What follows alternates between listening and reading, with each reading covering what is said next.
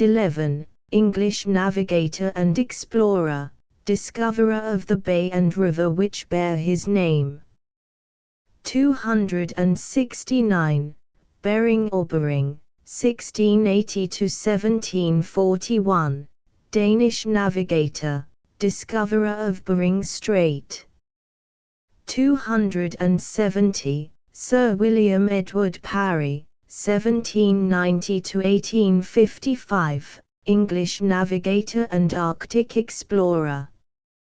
271. Sir John Franklin, 1786–1846, celebrated English navigator and Arctic explorer, lost in the Arctic seas. 272. Christopher Columbus, 1445–1506, Geno's navigator and discoverer of America. His ship, the Santa Maria, appears small and insignificant in comparison with the modern ocean ship. 273. Napoleon Bonaparte, 1769–1821, Emperor of France, one of the greatest military geniuses the world has ever seen. He was defeated in the Battle of Waterloo by the Duke of Wellington, and died in exile on the Isle of St. Helena. Emerson takes him as a type of the man of the world in his representative men. I call Napoleon the agent or attorney of the middle class of modern society. He was the agitator, the destroyer of prescription, the internal improver, the liberal, the radical, the inventor of means, the opener of doors and markets, the subverter of monopoly and abuse. He had the virtues of the masses of his constituents, he had also their vices. I am sorry that the brilliant picture has its reverse. 274. Comte de las Cases, not Casas, 1766–1842, author of Memorial de Saint Helene. 275. Ali, Arabian Caliph, surnamed the Lion of God, cousin and son-in-law of Mohammed. He was assassinated about 661. 276. The county of Essex in England has several namesakes in America. 277. Fortune. In Roman mythology, Fortune, the goddess of fortune or chance, is represented as standing on a ball or wheel. Nec metu dubio fortunae stantis in orb numen, it exauci verba superba dii. Ovid, Tristia, v. 8. Friendship. 278. Most of Emerson's essays were first delivered as lectures, in practically the form in which they afterwards appeared in print. The form and style, it is true, were always carefully revised before publication. This Emerson called giving his thoughts a Greek dress. His essay on friendship, published in the first series of essays in 1841, was not, so far as we know, delivered as a lecture. Parts of it, however, were taken from lectures which Emerson delivered on society, the heart, and private life. In connection with his essay on friendship, the student should read the two other notable addresses on the same subject, one the speech by Cicero, the famous Roman orator, and the other the essay by Lord Bacon, the great English author. 279. Relume. Is this a common word? Define it. 280, Pass My Gate. The walk opposite Emerson's house on the Great Road to Boston was a favorite winter walk for Concord people. Along it passed the philosophic Alcott and the imaginative Hawthorne, as well as famous townsmen and school children. 281, My friends have come to me, etc.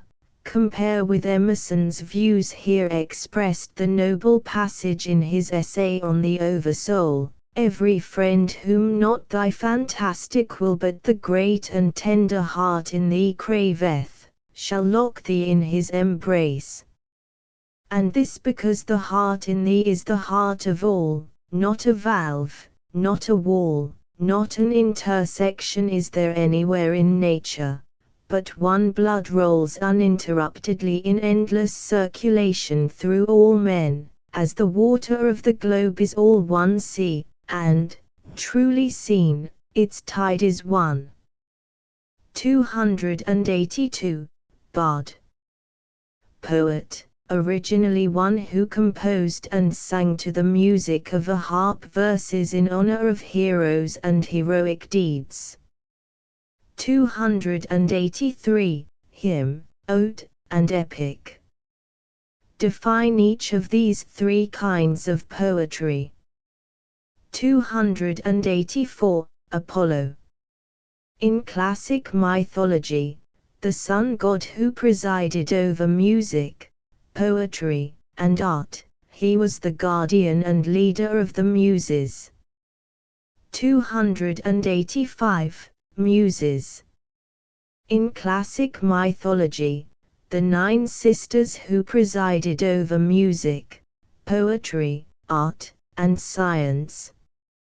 They were Clio the muse of history, Euterpe of music, especially the flute, Thalia of comedy, Melpomene of tragedy, Terpsichore of dancing, Erato of erotic poetry, mistress of the lyre, Polyhymnia of sacred poetry, Urania of astronomy, Calliope of eloquence and epic poetry. 286, Genius. According to an old belief, a spirit that watched over a person to control, guide and aid him. 287, Crush the sweet poison etc. This is a quotation from Comus, a poem by Milton. 288, Systole and Diastole. See note 98. 289, Friendship, like the immortality, etc. See on what a high plane Emerson places this relation of friendship. In 1840 he wrote in a letter, I am a worshipper of friendship, and cannot find any other good equal to it. As soon as any man pronounces the words which approve him fit for that great office, I make no haste, he is holy, let me be holy also, our relations are eternal, why should we count days and weeks? 290, Elysian Temple. Temple of Bliss. In Greek mythology, Elysium was the abode of the blessed after death. 291, An Egyptian Skull. Plutarch says that at an Egyptian feast a skull was displayed, either as a hint to make the most of the pleasure which can be enjoyed but for a brief space, or as a warning not to set one's heart upon transitory things. 292, Conscious of a universal success, etc. Emerson wrote in his journal, My entire success, such as it is composed wholly of particular failures. 293, Extends the old leaf. Compare Emerson's lines, When half gods go the gods arrive. 294. A texture of wine and dreams. What does Emerson mean by this phrase? Explain the whole sentence. 295. The valiant warrior, etc. The quotation is from Shakespeare's sonnet, XXV. 296. Nature Langsamkeit. A German word meaning slowness. The slowness of natural development. 297. Olympian. One who took part in the great Greek games held every 4 years on the plain of Olympia. The racing, wrestling and other contests of strength and skill were accompanied by sacrifices to the gods, processions, and banquets. There was a sense of dignity and almost of worship about the games. The Olympic Games have been recently revived, and athletes from all countries of the world contest for the prizes, simple garlands of wild olive. 298. I knew a man who, etc. The allusion is to Jonas Very, a mystic and poet, who lived at Salem, Massachusetts. 299. Paradox. Define this word. Explain its application to a friend. 300. My author says, etc. The quotation is from a Consideration upon Cicero, by the French author, Montaigne. Montaigne was one of Emerson's favorite authors from his boyhood. Of the essays he says, I felt as if I myself had written this book in some former life, so sincerely it spoke my thoughts. 301. Cherub. What is the difference between a cherub and a seraph? 302. Curricle. A two-wheeled carriage, especially popular in the 18th century. 303. This law of one-to-one. Emerson felt that this same law applied to nature. He wrote in his journal, Nature says to man, 1-to-1, my dear. 304. Crimen quos, etc. The Latin saying is translated in the preceding sentence. 305. Nonage. We use more commonly the word minority. 306. Janus-faced. The word here means simply two-faced, without the idea of deceit usually attached to it. In Roman mythology, Janus, the doorkeeper of heaven, was the protector of doors and gateways and the patron of the beginning and end of undertakings. He was the god of the rising and setting of the sun, and was represented with two faces, one looking to the east and the other to the west. His temple at Rome was kept open in time of war and closed in time of peace. 307. Harbinger. A forerunner, originally an officer who rode in advance of a royal person to secure proper lodgings and accommodations. 308. Empyrean. Highest and purest heaven, according to the ancients, the region of pure light and fire. Heroism. 309. Title. Probably this essay is, essentially at least, the lecture on heroism delivered in Boston in the winter of 1837, in the course of lectures on human culture. 310. Motto. This saying of Mahomet's was the only motto prefixed to the essay in the first edition.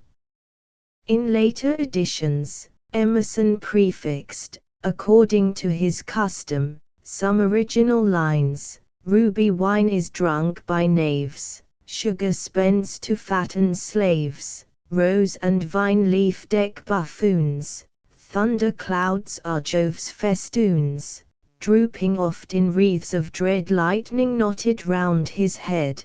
The hero is not fed on sweets, daily his own heart he eats, chambers of the great are jails, and headwinds right for royal sails. 311. Elder English dramatists. The dramatists who preceded Shakespeare. In his essay on Shakespeare, or the poet, Emerson enumerates the foremost of these: Kyd, Marlowe, Greene, Johnson, Chapman, Dekker, Webster, Hayward, Middleton, Peele, Ford, Massinger, Beaumont and Fletcher. 312. Beaumont and Fletcher. Francis Beaumont and John Fletcher were two dramatists of the Elizabethan age. They wrote together and their styles were so similar that critics are unable to identify the share of each in their numerous plays.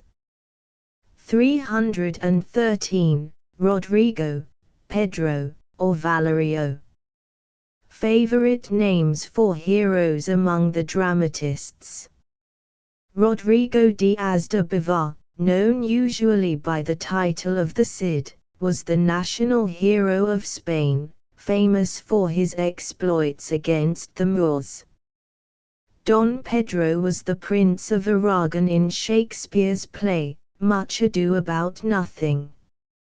314.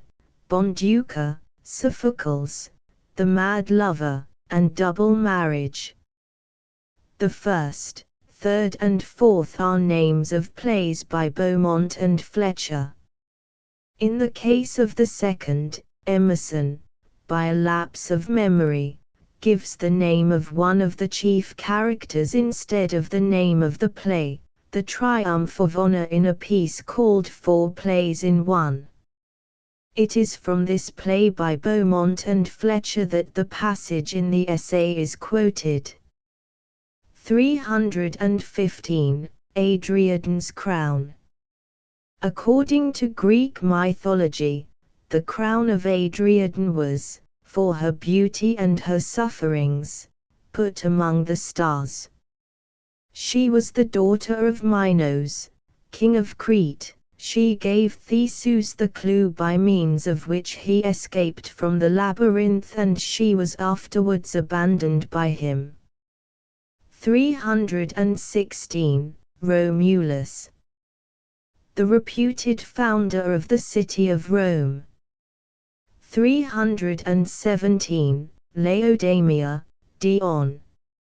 Read these two poems by Wordsworth, the great English poet, and tell why you think Emerson mentioned them here.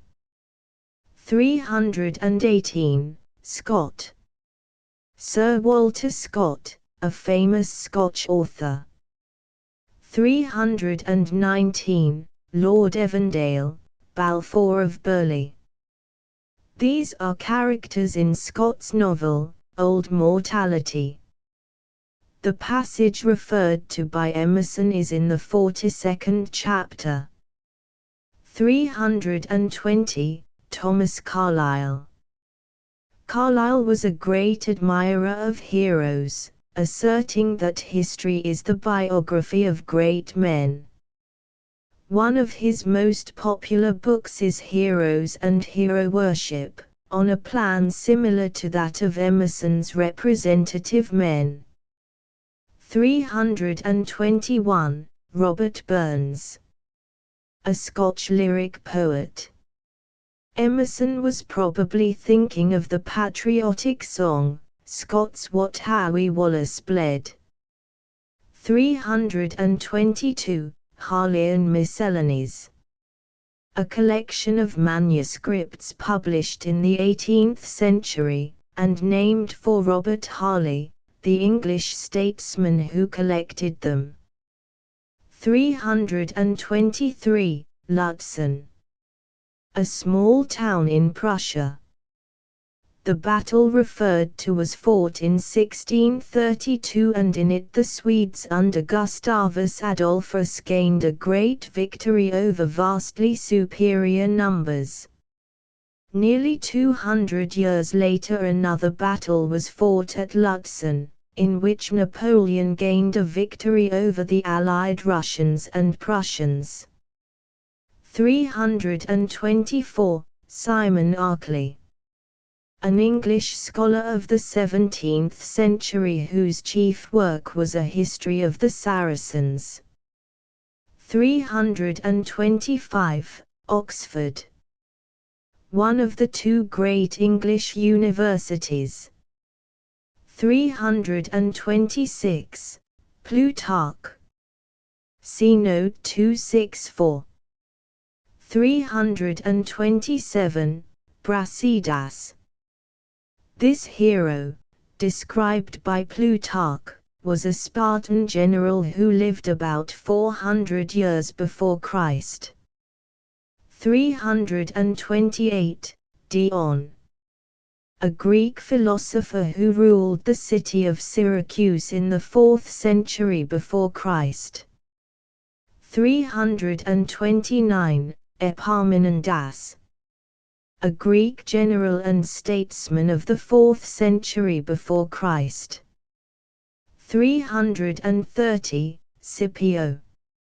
See note 205. 331. Stoicism. The stern and severe philosophy taught by the Greek philosopher Zeno. He taught that men should always seek virtue and be indifferent to pleasure and happiness. This belief, carried to the extreme of severity, exercised a great influence on many noble Greeks and Romans.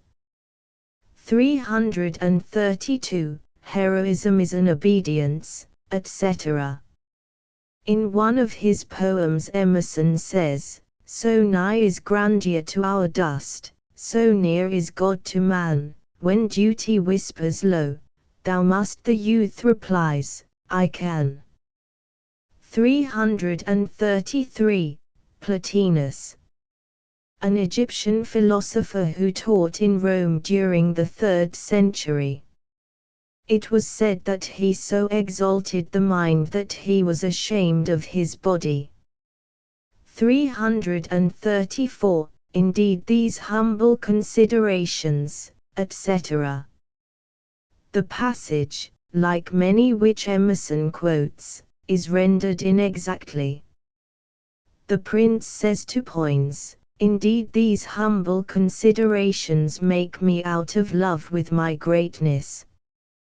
What a disgrace it is to me to remember thy name, or to know thy face tomorrow, or to take note how many pairs of silk stockings thou hast, that is, these and those that were thy peach-colored ones, or to bear the inventory of thy shirts, as, one for superfluity and another for use." Shakespeare's Henry IV, Part 2. 2.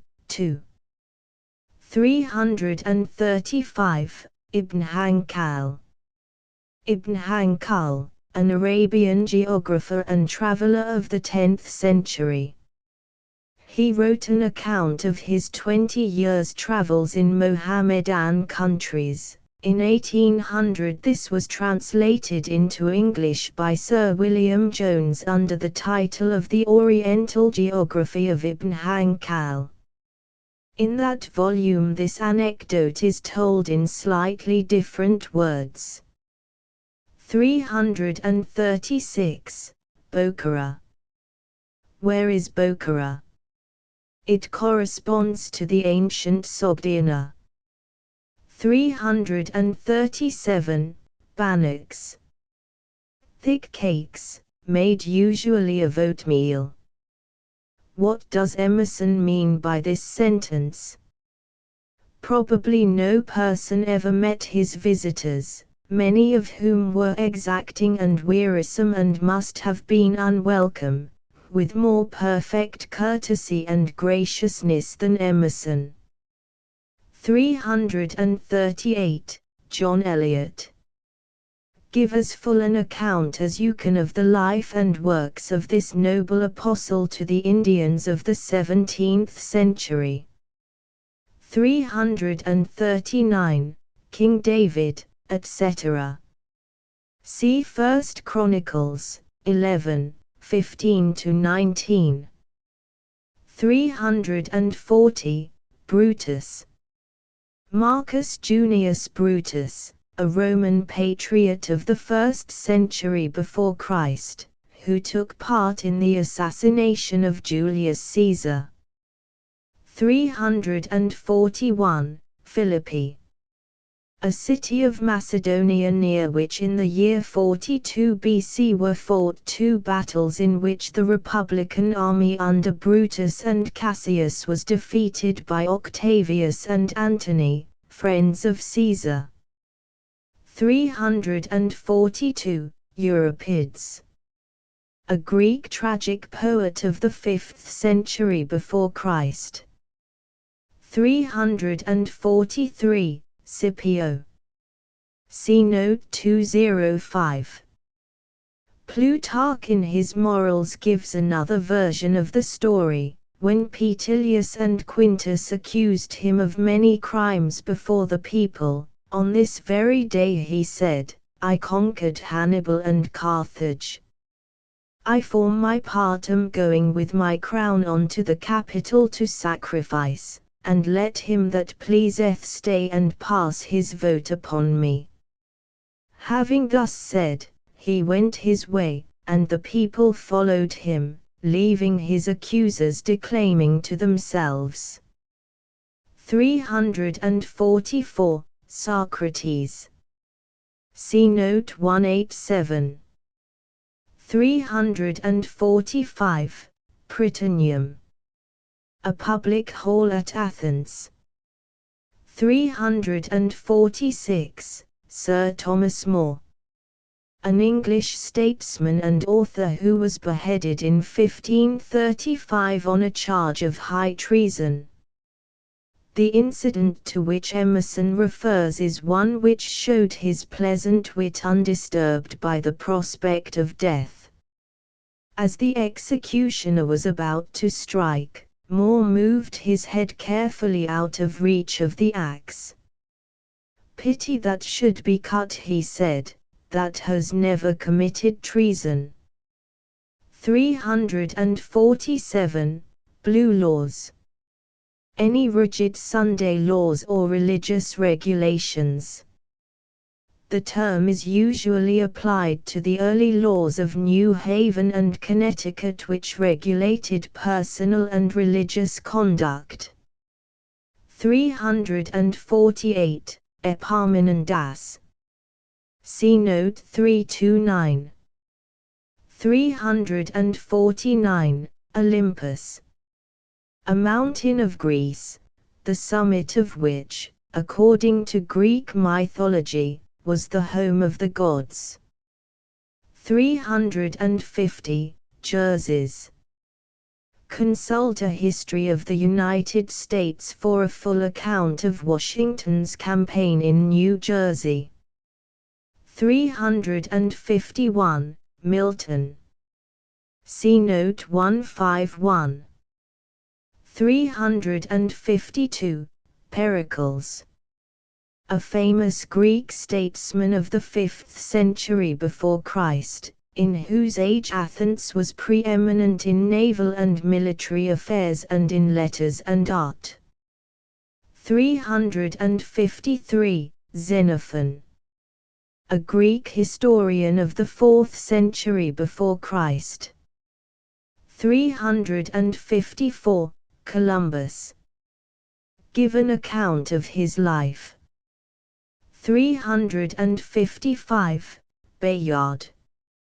Chevalier de Bayard was a French gentleman of the 15th century. He is the French national hero, and is called the Knight without fear and without reproach. 356. Sidney. Probably Sir Philip Sidney, an English gentleman and scholar of the 16th century who is the English national hero as Bayard is the French. Another brave Englishman was Algernon Sidney, a politician and patriot of the 17th century. 357. Hampden. John Hampden was an English statesman and patriot who was killed in the Civil War of the 17th century. 358. Colossus.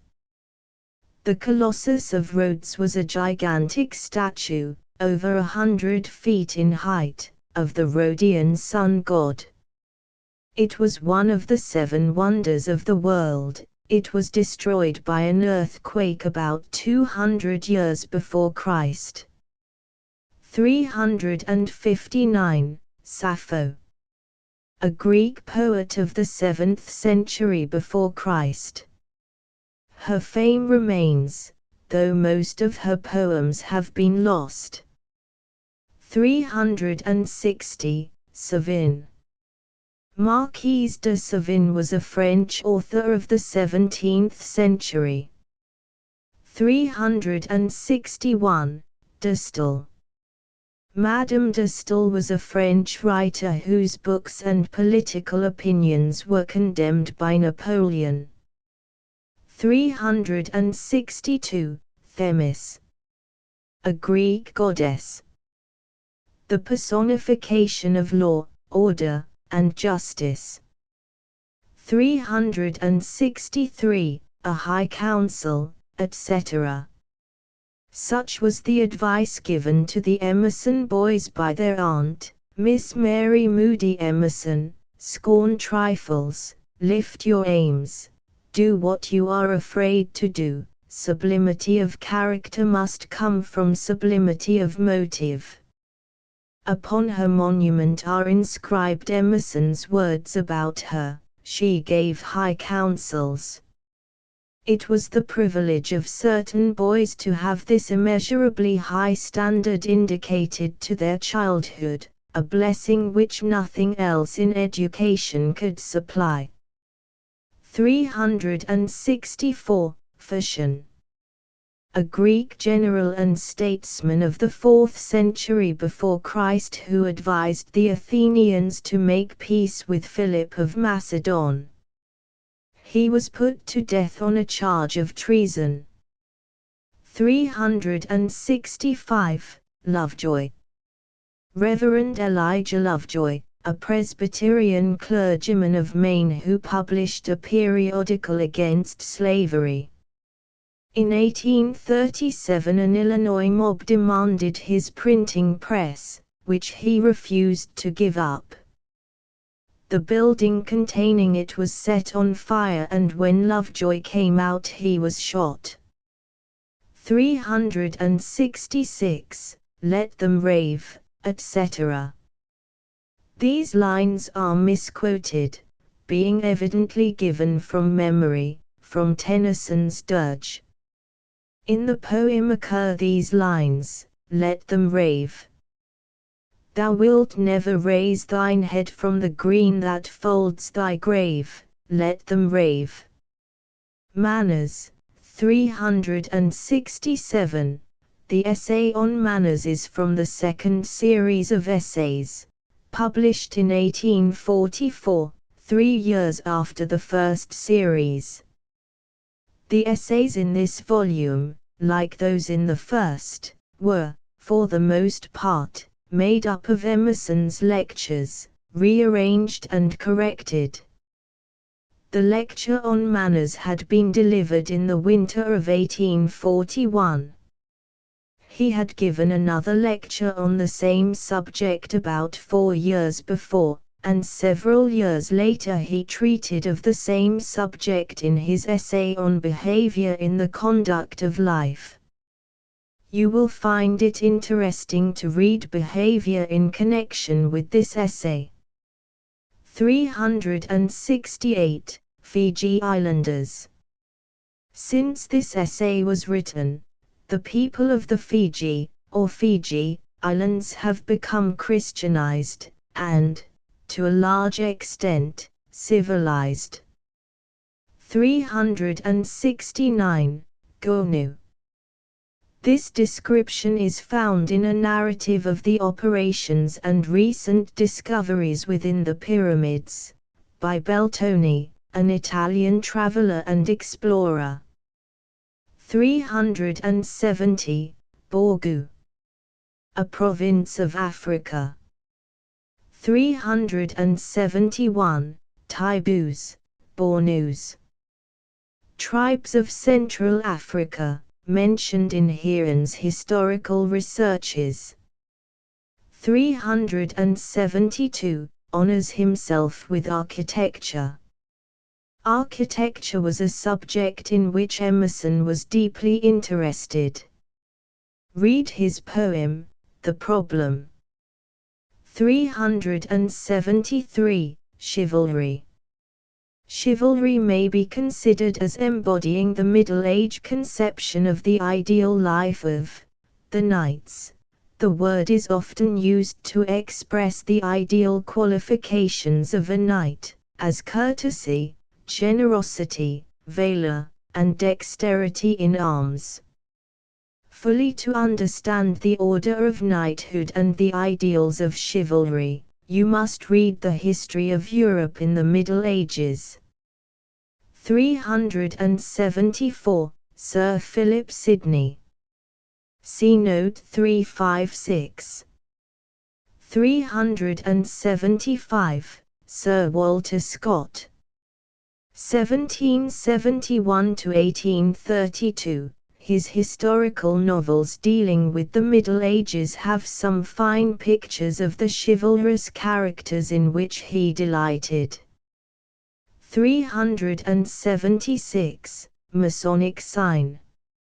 A sign of secret brotherhood, like the sign given by one Mason to another.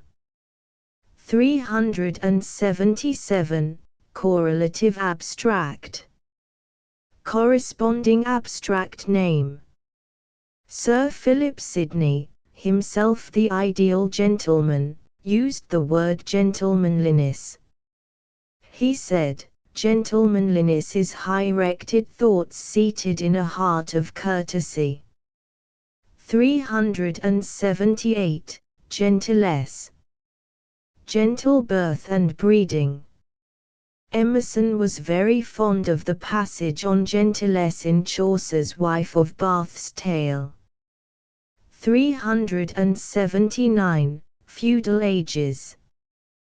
The Middle Ages in Europe during which the feudal system prevailed. According to this, land was held by its owners on condition of certain duties, especially military service, performed for a superior lord. 380. God knows, etc. Why is this particularly true of a republic such as the United States? 381. The incomparable advantage of animal spirits. Why does Emerson regard this as of such importance? In his journals he frequently comments on his own lack of animal spirits, and says that it unfits him for general society and for action. 382. The sense of power. I like people who can do things, wrote Emerson in his journal.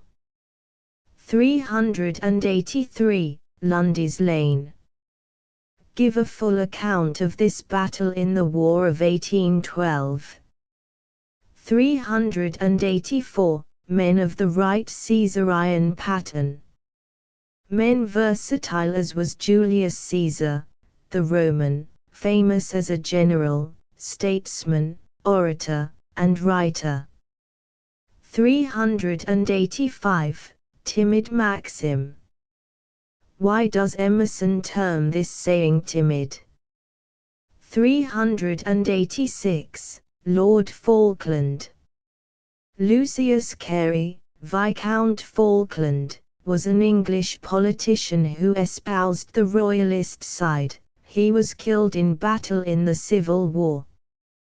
387. Saladin, a famous sultan of Egypt and Syria who lived in the 12th century. Scott describes him as possessing an ideal knightly character and introduces him, disguised as a physician and also as a wandering soldier in his historical romance, The Talisman. 388. Sapor, a Persian monarch of the 4th century who defeated the Romans in battle. 389. The Cid. See Rodrigo in Heroism, 313. 390. Julius Caesar. See note on Caesarion 384. 391. Scipio. See note 205. 392. Alexander. Alexander, King of Macedon, surnamed the Great. In the 4th century before Christ he made himself master of the known world. 393. Pericles. See note on Heroism, 352. 394. Diogenes. See note 267. 395. Socrates. See note 187. 396. Epaminondas. See note 329. 397. My contemporaries. Emerson probably had in mind, among others, his friend, the gentle philosopher, Thoreau. 398. Fine manners. I think there is as much merit in beautiful manners as in hard work, said Emerson in his journal. 399. Napoleon. See note 273. 400. Noblesse. Nobility. Why does Emerson use here the French word? 401. Faubourg Saint-Germain. A once fashionable quarter of Paris, on the south bank of the Seine, it was long the headquarters of the French royalists. 402. Cortés. Consult a history of the United States for an account of this Spanish soldier, the conqueror of Mexico. 403. Nelson. Horatio Nelson, an English admiral, who won many great naval victories and was killed in the Battle of Trafalgar in 1805. 404. Mexico. The scene of Cortés's victories. 405. Marengo. The scene of a battle in Italy in 1800, in which Napoleon defeated the Austrians with a larger army and made himself master of northern Italy. 406. Trafalgar. A cape on the southern coast of Spain, the scene of Nelson's last great victory, in which the Allied French and Spanish fleets were defeated. 407. Mexico, Marengo, and Trafalgar. Is this the order in which you would expect these words to occur? Why not? 408. Estates of the realm. Orders or classes of people with regard to political rights and powers. In modern times, the nobility, the clergy, and the people are called the three estates. 409, tournure. Figure, turn of dress, and so of mind. 410, Coventry. It is said that the people of Coventry, a city in England, at one time so disliked soldiers that to send a military man there meant to exclude him from social intercourse, hence the expression to send to Coventry means to exclude from society. 411, if you could see Vichyanvara with his tail on. Vichyanvara is a Scotch chieftain in Scott's novel, Waverley. One of his dependents says to Waverley, the young English officer, if you Saxon do in Wassel, English gentleman, saw but the chief with his tail on. With his tail on, echoed Edward in some surprise. Yes, that is, with all his usual followers when he visits those of the same rank. See Waverley, chapter 16. 412, Mercuries. The word here means simply messengers. According to Greek mythology, Mercury was the messenger of the gods. 413, Herald's Office. In England the Herald's College, or College of Arms, is a royal corporation the chief business of which is to grant armorial bearings, or coats of arms, and to trace and preserve genealogies. What does Emerson mean by comparing certain circles of society to this corporation? 414, Amphitryon. Host. It came to have this meaning from an incident in the story of Amphitryon, a character in Greek legend. At one time Jupiter assumed the form of Amphitryon and gave a banquet. The real Amphitryon came in and asserted that he was master of the house. In the French play, founded on this story, the question is settled by the assertion of the servants and guests that he who gives the feast is the host. 415, Tuileries. An old royal residence in Paris which was burned in 1871. 416, Escurial, or Escorial. A celebrated royal edifice near Madrid in Spain. 417, Hide ourselves as Adam, etc. See Genesis 3. 8, 418, Cardinal Caprera. An Italian cardinal, Bishop of Milan, who negotiated the famous Concordat of 1801, an agreement between the Church and State regulating the relations between civil and ecclesiastical powers. 419, the Pope. Pope Pius VII. 420, Madame de Staël. See Note 361. 421, Mr. Hazlitt. William Hazlitt, an English writer. 422, Montaigne. A French essayist of the 16th century. 423, The Hint of Tranquility and Self-Poise.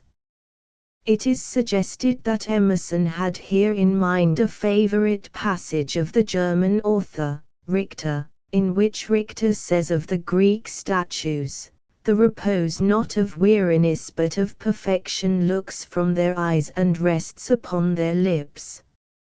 424, A Chinese Etiquette. What does Emerson mean by this expression? 425, Recall. In the first edition, Emerson had here the word signify. Which is the better word and why? 426. Measure.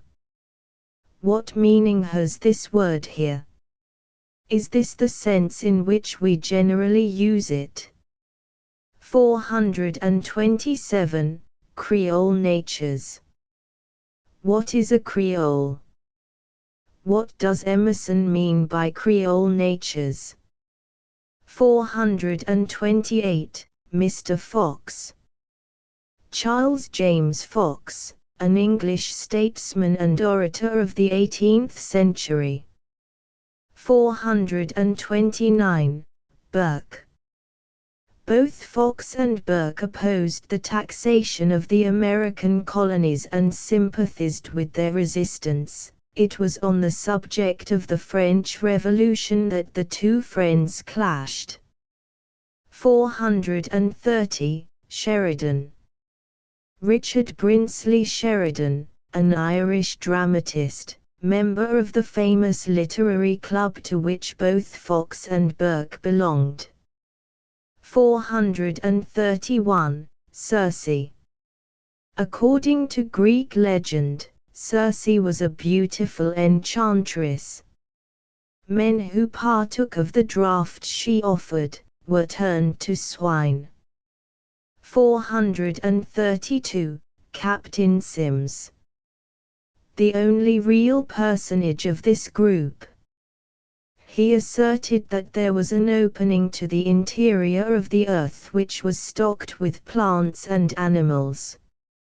433. Clarice. What word would we be more apt to use here? 434. St. Michael's, Square. St. Michael's was an order instituted by Louis XI of France. 435. Cologne water.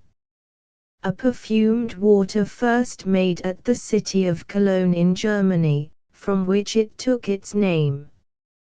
436. Poland. This kingdom of Europe was, in the 18th century, taken possession of and divided among its powerful neighbors, Russia, Prussia, and Austria.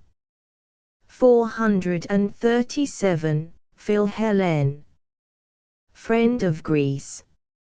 438. As heaven and earth are fairer far, etc. This passage is quoted from Book 2 of Keats' Hyperion. 439. Waverley. The Waverley Novels, a name applied to all of Scott's novels from Waverley, the title of the first one. 440. Robin Hood. An English outlaw and popular hero, the subject of many ballads. 441. Minerva. In Roman mythology, the goddess of wisdom corresponding to the Greek Pallas Athene. 442. Juno. In Roman mythology, the wife of the supreme god Jupiter. 443. Polymnia. In Greek mythology, one of the 9 muses who presided over sacred poetry, the name is more usually written Polyhymnia. 444. Delphic Sibyl. In ancient mythology, the Sibyls were certain women who possessed the power of prophecy. One of these who made her abode at Delphi in Greece was called the Delphian, or Delphic, Sibyl. 445. Hafiz. A Persian poet of the 14th century. 446. Firuzai. A Persian poet of the 10th century. 447. She was an elemental force, etc. Of this passage Oliver Wendell Holmes said that Emerson speaks of women in language that seems to pant for rhythm and rhyme. 448. Byzantine. An ornate style of architecture developed in the 4th and 5th centuries, marked especially by its use of gold and color. 449. Golden Book. In a book, called the Golden Book, were recorded the names of all the children of Venetian noblemen. 450. Sciras. A province of Persia famous especially for its roses, wine, and nightingales, and described by the poets as a place of ideal beauty. 451. Osman. The name given by Emerson in his journal and essays to his ideal man, one subject to the same conditions as himself. 452. Quran. The sacred book of the Mohammedans. 453. Jove. Jupiter, the supreme god of Roman mythology. 454. Silenus. In Greek mythology, the leader of the satyrs. This fable, which Emerson credits to tradition, was original. 455. Her owl. The owl was the bird sacred to Minerva, the goddess of wisdom. Gifts. 456. This essay was first printed in the periodical called The Dial. It was a part of Emerson's philosophic faith that there is no such thing as giving. Everything that belongs to a man or that he ought to have, will come to him. But in the ordinarily accepted sense of the word, Emerson was a gracious giver and receiver. In his family the old New England custom of New Year's presents was kept up to his last days. His presents were accompanied with verses to be read before the gift was opened. 457. Into Chancery. The phrase in chancery means in litigation, as an estate, in a court of equity. 458. Cocker. Spoil, indulge, a word now little used. 459. Fruits are acceptable gifts. Emerson took especial pleasure in the beauty of fruits and the thought of how they had been evolved from useless, insipid seed cases. 460. To let the petitioner, etc. We can hardly imagine Emerson's asking a gift or favor. He often quoted the words of Landor, an English writer, "The highest price you can pay for a thing is to ask for it." 461. Furies. In Roman mythology, three goddesses who sought out and punished evildoers. 462. A man's biography, etc. Emerson wrote in his journal, "Long ago I wrote of gifts and neglected a capital example." John Thoreau, Jr., who, like his brother Henry, was a lover of nature, one day put a bluebird's box on my barn, 15 years ago it must be, and there it still is, with every summer a melodious family in it adorning the place and singing its praises. There's a gift for you which cost the giver no money, but nothing which he bought could have been as good. 463. Sin offering. Under the Hebrew law, a sacrifice or offering for sin. See Leviticus 23. 19. Explain what Emerson means here by the word 464. Blackmail. What is blackmail? How may Christmas gifts, for instance, become a species of blackmail? 465. Brother, if Jove, etc. In the Greek legend, Epimetheus gives this advice to his brother Prometheus. The lines are taken from a translation of Works and Days, by the Greek poet, Hesiod. 466. Timons. Here used in the sense of wealthy givers.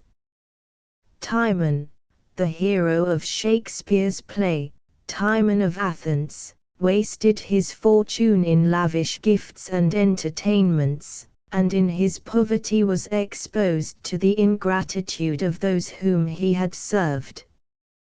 He became morose and died in miserable retirement. 467. It is a very onerous business, etc. One of Emerson's favorite passages in the Essays of Montaigne, a French writer, was this: "Oh, how am I obliged to Almighty God, who has been pleased that I should immediately receive all I have from His bounty, and particularly reserved all my obligation to Himself. How instantly do I beg of His holy compassion that I may never owe a real thanks to anyone. O happy liberty in which I have thus far lived! May it continue with me to the last. I endeavor to have no need of anyone." When Emerson, in his old age, had his house injured by fire, his friends contributed funds to repair it and to send him to England. The gift was proffered graciously and accepted gratefully. 468. Buddhist. A follower of Buddha, a Hindu religious teacher of the 5th century before Christ. Nature. 469. Nature. Emerson's first published volume was a little book of essays, entitled Nature, which appeared in 1836. In the years which followed, he thought more deeply on the subject and, according to his custom, made notes about it and entries in his journals.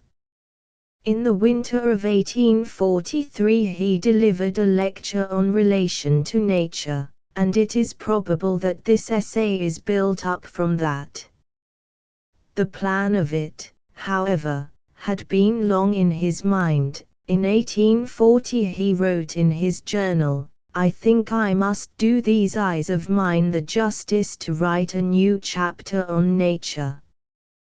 This delight we all take in every show of night or day or field or forest or sea or city, down to the lowest particulars, is not without sequel, though we be as yet only wishers and gazers, not at all knowing what we want.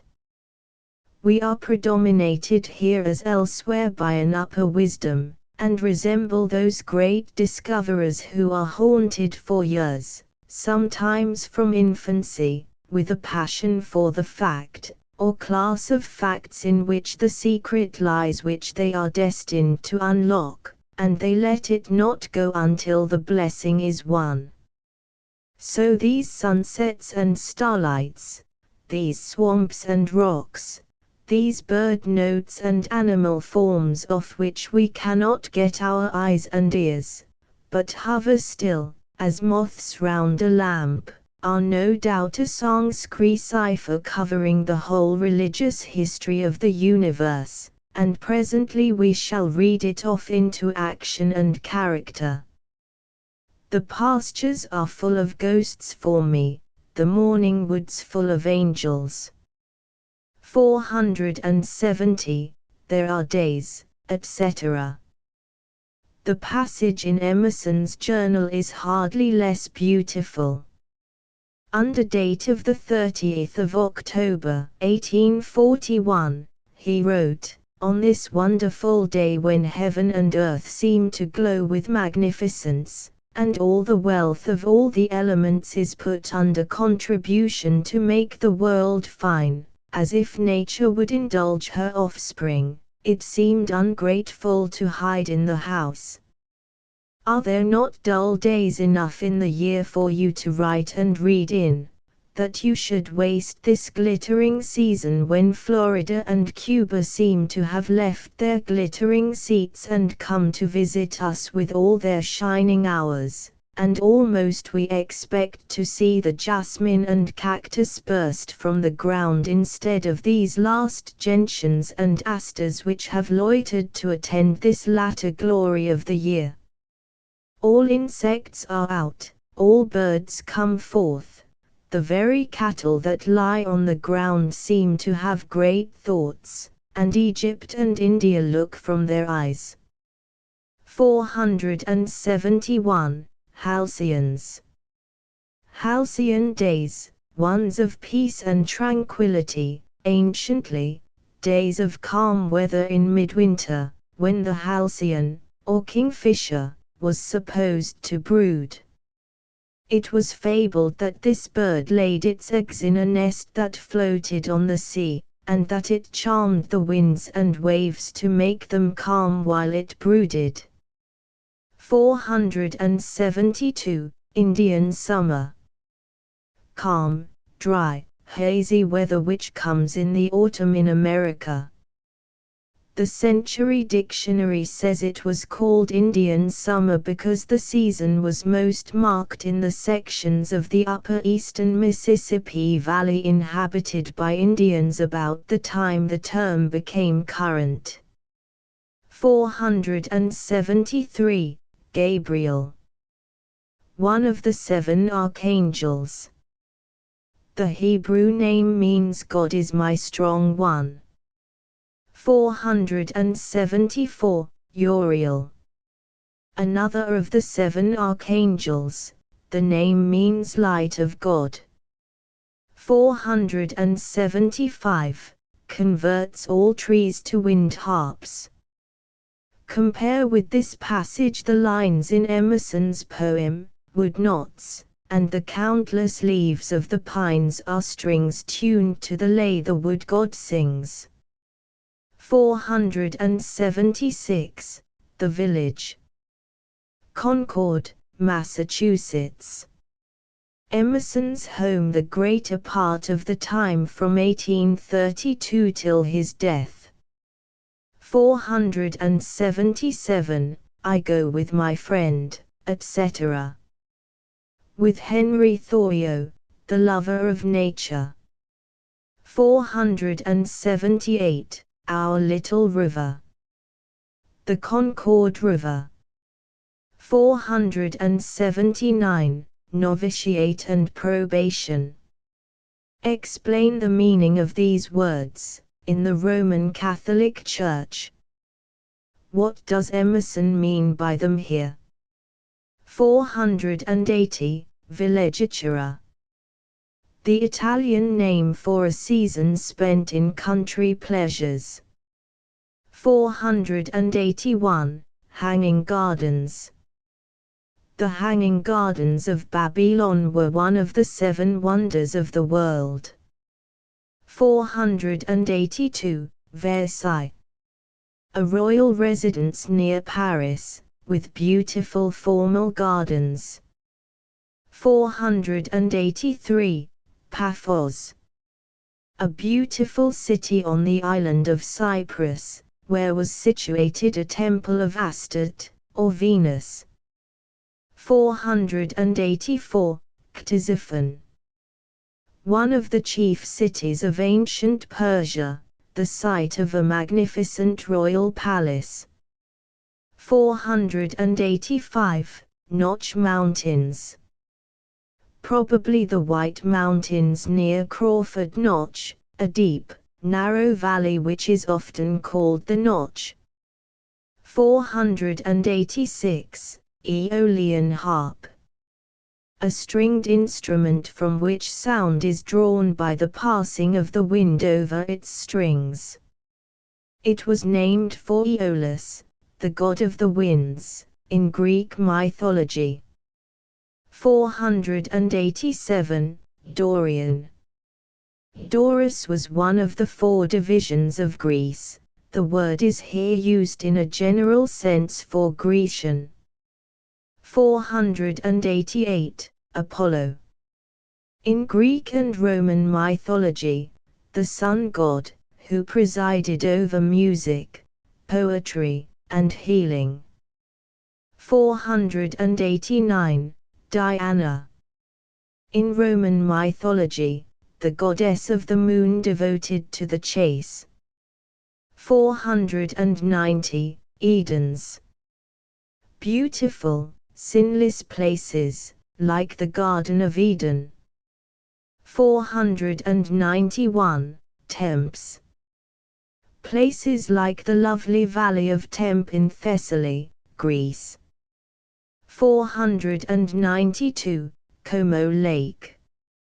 A lake of northern Italy, celebrated for its beauty. 493. Madeira Islands. Where are these islands, famous for picturesque beauty and balmy atmosphere? 494. Common. What is a common? 495. Campania. The plain near Rome. 496. Dilettantism. Define this word and explain its use here. 497. Wreaths and floras chaplets.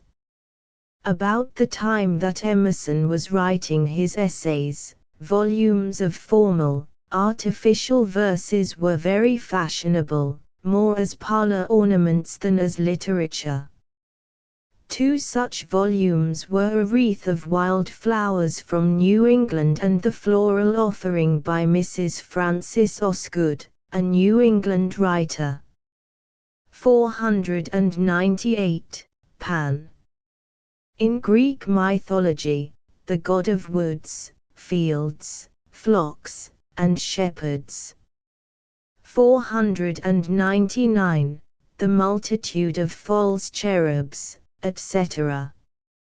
Explain the meaning of this sentence. If true money were valueless, would people make false money? 500. Proteus. In Greek mythology, a sea god who had the power of assuming different shapes. If caught and held fast, however, he was forced to assume his own shape and answer the questions put to him. 501. Mosaic. Schemes. The conception of the world as given in Genesis on which the law of Moses, the great Hebrew lawgiver, was founded. 502. Ptolemaic schemes. The system of geography and astronomy taught in the 2nd century by Ptolemy of Alexandria, it was accepted till the 16th century, when the Copernican system was established. Ptolemy believed that the sun, planets, and stars revolve around the Earth. Copernicus taught that the planets revolve around the sun. 503. Flora. In Roman mythology, the goddess of the spring and of flowers. 504. Fauna. In Roman mythology, the goddess of fields and shepherds, she represents the fruitfulness of the earth. 505. Ceres. The Roman goddess of grain and harvest, corresponding to the Greek goddess, Demeter. 506. Pomona. The Roman goddess of fruit trees and gardens. 507. All duly arrive. Emerson deducts from nature the doctrine of evolution. What is its teaching? 508. Plato. See Note 36. 509. Himalaya mountain chains. See Note 193. 510. Franklin. Give an account of Benjamin Franklin, the famous American scientist and patriot. What did he prove about lightning? 511. Dalton. John Dalton was an English chemist who, about the beginning of the 19th century, perfected the atomic theory, that is, the theory that all chemical combinations take place in certain ways between the atoms, or ultimate particles, of bodies. 512. Davy. See Note 69. 513. Black. Joseph Black, a Scotch chemist who made valuable discoveries about latent heat and carbon dioxide, or carbonic acid gas. 514. The astronomers said, etc. Beginning with this passage, several pages of this essay was published in 1844, under the title of Tantalus, in the next to the last number of the Dial, which Emerson edited. 515. Centrifugal, centripetal. Define these words. 516. Stoics. See Stoicism 331. 517. Luther. See Note 188. 518. Jacob Behmen. A German mystic of the 16th century, his name is usually written Bohm. 519. George Fox. See Note 202. 520. James Naylor. An English religious enthusiast of the 17th century, he was first a Puritan and later a Quaker. 521. Operos. Laborious. 522. Outskirt and far-off reflection, etc. Compare with this passage Emerson's poem, The Forerunners. 523. Oedipus. In Greek mythology, the king of Thebes who solved the riddle of the Sphinx, a fabled monster. 524. Prunella. A widely scattered plant, called self-heal, because a decoction of its leaves and stems was, and to some extent is, valued as an application to wounds. An editor comments on the fact that during the last years of Emerson's life the little blue self-heal crept into the grass before his study window.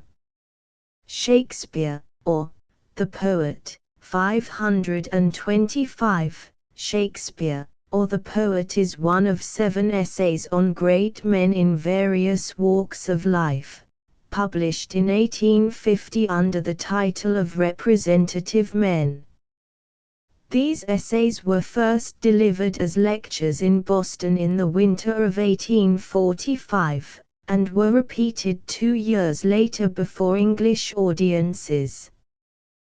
They must have been especially interesting to those Englishmen who had, 7 years before, heard Emerson's friend, Carlyle, deliver his 6 lectures on great men whom he selected as representative ones. These lectures were published under the title of Heroes and Hero Worship. You should read the latter part of Carlyle's lecture on the hero as poet and compare what he says about Shakespeare with Emerson's words. Both Emerson and Carlyle reverenced the great English poet as the master of mankind. Even in serious New England, the plays of Shakespeare were found upon the bookshelf beside religious tracts and doctrinal treatises. There the boy Emerson found them and learned to love them, and the man Emerson loved them but the more. It was as a record of personal experiences that he wrote in his journal, "Shakespeare fills us with wonder the first time we approach him. We go away, and work and think, for years, and come again, he astonishes us anew. Then, having drank deeply and saturated us with his genius, we lose sight of him for another period of years. By and by we return, and there he stands immeasurable as at first. We have grown wiser, but only that we should see him wiser than ever. He resembles a high mountain which the traveler sees in the morning and thinks he shall quickly near it and pass it and leave it behind. But he journeys all day till noon, till night. There still is the dim mountain close by him, having scarce altered its bearings since the morning light." 526. Genius. Here, instead of speaking as in friendship, see note 286, of the genius or spirit supposed to preside over each man's life, Emerson mentions the guardian spirit of humankind. 527. Shakespeare's youth, etc. It is impossible to appreciate or enjoy this essay without having some clear general information about the condition of the English people and English literature in the glorious Elizabethan age in which Shakespeare lived. Consult, for this information, some brief history of England and a comprehensive English literature. 528. Puritans. Strict Protestants who became so powerful in England that in the time of the Commonwealth they controlled the political and religious affairs of the country. 529. Anglican Church. The established Church of England, the Episcopal Church. 530. Punch. The chief character in a puppet show, hence the puppet show itself. 531. Kyd, Marlowe, Green, etc. For an account of these dramatists consult a textbook on English literature. The English drama seems to have begun in the Middle Ages with what were called miracle plays, which were scenes from Bible history. About the same time were performed the mystery plays, which dramatized the lives of saints. These were followed by the moralities, plays in which were personified abstract virtues and vices. The first step in the creation of the regular drama was taken by Hayward, who composed some farcical plays called interludes. The people of the 16th century were fond of pageants, shows in which classical personages were introduced, and masks, which gradually developed from pageants into dramas accompanied with music. About the middle of the 16th century, rose the English drama, comedy, tragedy, and historical plays. The chief among the group of dramatists who attained fame before Shakespeare began to write were Kyd, Marlowe, Green, and Peele. Ben Jonson and Beaumont and Fletcher rank next to Shakespeare among his contemporaries, and among the other dramatists of the period were Chapman, Dekker, Webster, Hayward, Middleton, Ford, and Massinger. 532, at the time when, etc. Probably about 1585. 533, Tale of Troy. Drama founded on the Trojan War. The subject of famous poems by Latin and Greek poets. 534, Death of Julius Caesar. An account of the plots which ended in the assassination of the great Roman general. 535, Plutarch. See note on heroism, 264. Shakespeare, like the earlier dramatists, drew freely on Plutarch's lives for material. 536, Brut. A poetical version of the legendary history of Britain, by Lyman. Its hero is Brutus, a mythical king of Britain. 537, Arthur. A British king of the 6th century, around whose life and deeds so many legends have grown up that some historians say he, too, was a myth. He is the center of the great cycle of romances told in prose in Malloy's Morte d'Arthur and in poetry in Tennyson's Idylls of the King. 538, The Royal Henrys. Among the dramas popular in Shakespeare's day which he retouched or rewrote are the historical plays. Henry IV, first and second parts, Henry V, Henry VI, first, second, and third parts, and Henry VIII. 539, Italian Tales. Italian literature was very popular in Shakespeare's day, and authors drew freely from it for material, especially from the Decameron, a famous collection of 100 tales, by Boccaccio, a poet of the 14th century. 540, Spanish voyages. In the 16th century, Spain was still a power upon the high seas, and the tales of her conquests and treasures in the New World were like tales of romance. 541, Prestige. Can you give an English equivalent for this French word? 542, which no single genius, etc. In the same way, some critics assure us, the poems credited to the Greek poet, Homer, were built up by a number of poets. 543, Malone. An Irish critic and scholar of the 18th century, best known by his edition of Shakespeare's plays. 544, Woolsey's soliloquy. See Shakespeare's Henry VIII. 3:2.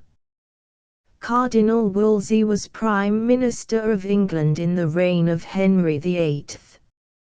545, Scene with Cromwell. See Henry VIII. 3:2. Thomas Cromwell was the son of an English blacksmith. He rose to be Lord High Chamberlain of England in the reign of Henry VIII, but, incurring the king's displeasure, was executed on a charge of treason. 546, Account of the Coronation. See Henry VIII. 4:1. 547, Compliment to Queen Elizabeth. See Henry VIII. v. 5. 548. Bad rhythm. Too much importance must not be attached to these matters in deciding authorship, as critics disagree about them. 549. Value his memory, etc.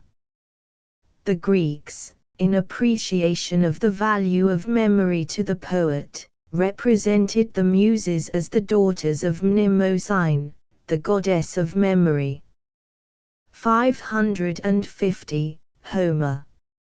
A Greek poet to whom is assigned the authorship of the two greatest Greek poems, the Iliad and the Odyssey. He is said to have lived about 1,000 years before Christ.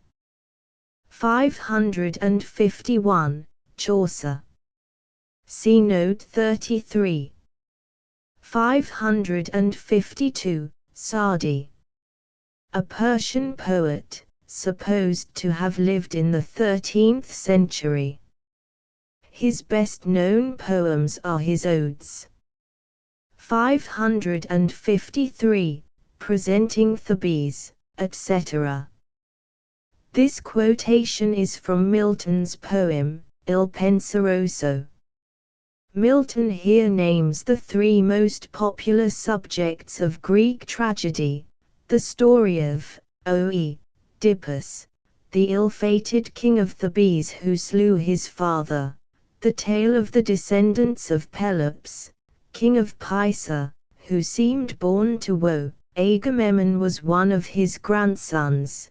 The third subject was the tale of Troy and the heroes of the Trojan War, called divine because the Greeks represented even the gods as taking part in the contest. 554. Pope.